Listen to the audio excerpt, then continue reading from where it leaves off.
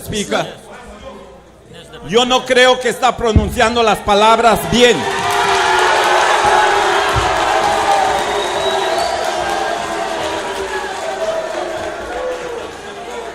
What should he talk? He can't talk English and he can't talk Spanish. Mr. Speaker. He can't talk English and he can't talk Mr. Spanish. Speaker. And what is the point of order, Mr. Speaker? What is the point of order? Today's sitting of the House of Representatives at times resembled the break time at any primary school compound. But this, after all, is the debate on the budget for fiscal year 2011-2012. I know the poor soul can understand, Mr. Speaker. Lo que te puedo decir es que no soy ladrón como tú.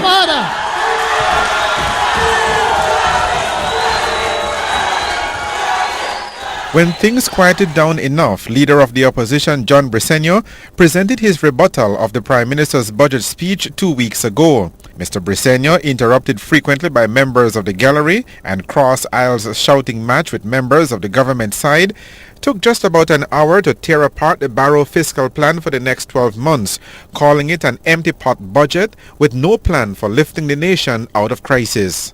The Prime Minister is only campaigning in poetry when he talks about celebrating growth and restoring sustainability.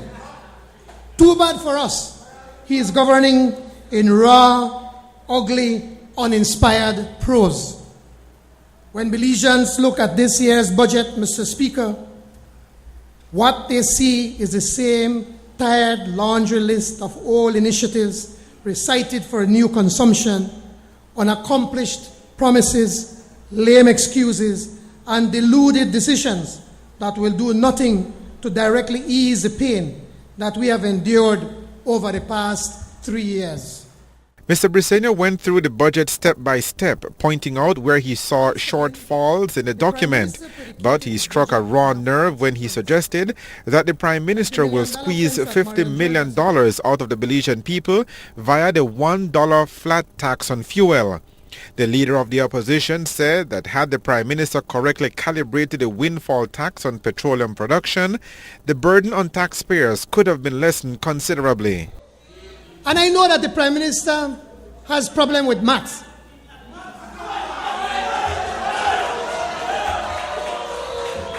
Let me explain it to him in small change, Mr. Speaker. It means that for every dollar BNE pays to the government in windfall tax, all that they are going to be putting that as part of their expenses. So instead of them paying 50% on windfall tax, they are going to pay 30%, not the 50% that this Prime Minister was boasting and lying to the people of this country, Mr. Speaker.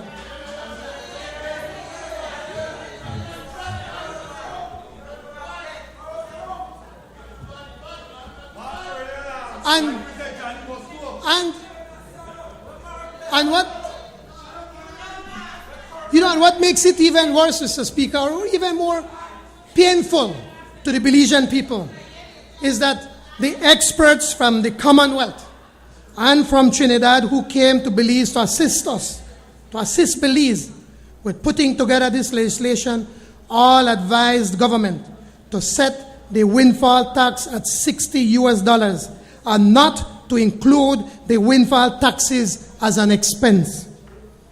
This advice was given because BNE themselves said that they would have been profitable at $35 US per barrel.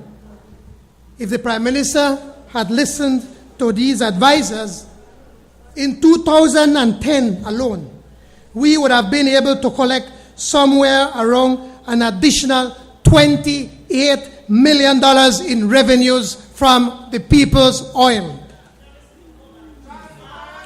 Some of this money could have been used to give Belizeans a real break at the gas pump when they go to fill up. Or, see, the Prime Minister got problem with maths, Mr. Speaker, and I'll forgive him. He can't add and multiply and subtract. You don't know about that. I only know that to hurl insults at people. But make it continue. But let me finish, Mr. Speaker. I could sit down with you and dry it for you, make you understand. You, yes, when it comes to dollars, I could explain that to you. You don't understand.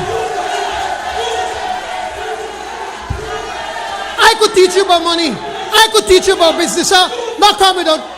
Now if you were to shut up for a minute, if you could shut up for a minute, then let me finish. Honorable members.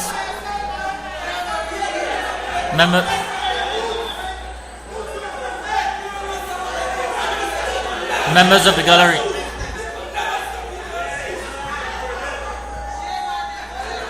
Members of the gallery.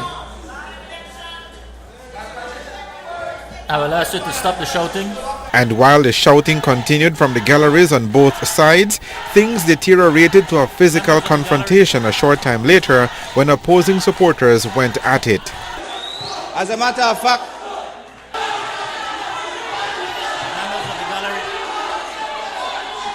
after a brief suspension of the proceedings until order was restored, Belmopan representative John Saldivar said that each time the country found itself in financial crisis, it turned to the United Democratic Party, and that his government has once again responded to clean up the mess left by the People's United Party. this government is taking this economy on the way up. Last year it was 1.8 or 9. Now it is 2.8, and we are projecting it to be 3% by the end of next fiscal year. That is growth, Mr. Speaker. That is sustainable growth, so that we can take the benefits of that growth and pass it on to the poor, to the masses of this nation. And then to close off, Mr. Speaker, and in fact, I have a feeling, if I didn't know better, that he was actually reading one of the speeches from over this side when the PUP was in government. Because all the things that he accuses us of are things which he is very, very familiar with, because they are things which he did and his government did while they were in government for 10 years. To talk that the hard time today, 3 years in government, and you want to blame the hard time today on the United Democratic Party, and to actually read something like that, when 10 years you were there to deal with the poverty situation in this country and took us down the drain, Mr. Speaker. Right? Mr. Speaker, I want to close just as he did by begging your indulgence, decir un poco palabra en español. Yo quiero dar una breve respuesta en español que dice: la gente de hoy ya no están ciegos y jamás olvidaron el sufrimiento de 10 años de PUP. After Saldivar's intervention, Deputy Prime Minister GASPAR VEGA, pausing to take shots at the leader of the opposition, said that the road to recovery has been arduous, but his government was able to travel it with the support of the Belizean people, and that the economy will continue to grow. He also outlined what the country's earnings have been from oil production, saying that those funds have helped tremendously in helping to pay our debt obligations. Mr. Speaker, the oil revenues from the Spanish Lookout oil field stands as follows. Working interest revenues, $24,390,503.14. Royalty revenues, $60,460,784.18. GOB production share, 1.5%, $1,552,673.22. And Mr. Speaker, I must make mention of this, because they like cry wolf. They like say, this government, no, they do this, while they are the ones who signed the contract. Mr. Speaker, on BNE, the production share that the government is getting is 1.5%. Under this administration, we have not signed one contract, one PSA with less than 10% production share. Cayo Central Area Representative RENE Montero, rising in support of the budget, said that Belize withstood the test of the economic downturn without having to import the basic food items. Many challenges and hardships of our previous years gave us the opportunity to prove to the Belizean people that their choice of government, the UDP government, is capable of leading them through their hardships successfully.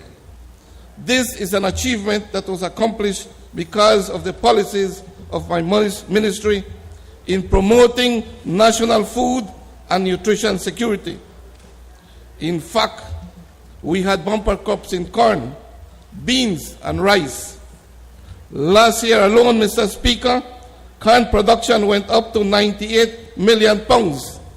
That is 30 million pounds more than the amount consumed in the country per year. Rice went up to 35 million pounds, which is 5 million pounds more than expected. And RK beans increased from 9 to 14.1 million pounds. Mr. Speaker, the excess corn was sold to Guatemala as whole grain and Jamaica as cornmeal, which is a new market for Belize.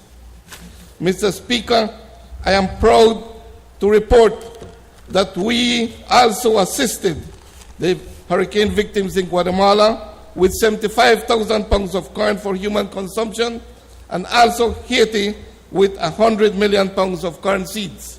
Former Prime Minister Said Musa, in his presentation, said that the budget, as presented by the Prime Minister on March 11th, shows no clear plan of how the government will lead the country out of the difficult times. What this entire budget exercise shows are the following. 1. This government has no development plan. 2. This government has no strategy to stimulate new economic activities. 3. This government has no new ideas to increase productivity and exports. 4. This government has no ability to generate job opportunities. 5. This government has no sustained action to improve the quality of life of the Belizean people. And there is growing poverty in our country. You know, Mr. Speaker, it is no coincidence that this year, like last year, the Prime Minister held no consultation with the social partners. The business, no consultation with the business, none with the labor, none with the NGOs, no consultation in crafting his budget, because it is a budget with no vision and no clear direction. Just an exercise in deceptive bookkeeping. A budget not grounded in reality, not grounded on the needs and aspirations of the Belizean people. After Mr. Musa's presentation, Stan Creek West Representative Melvin Hulse and Pickstock Representative Wilfred Elrington also rose to make presentations on the budget. Reporting for Love News, I am Patrick Jones. We move forward to something where we not started, and when you look, you can't pay nobody, you can't buy no medicine, or all of that.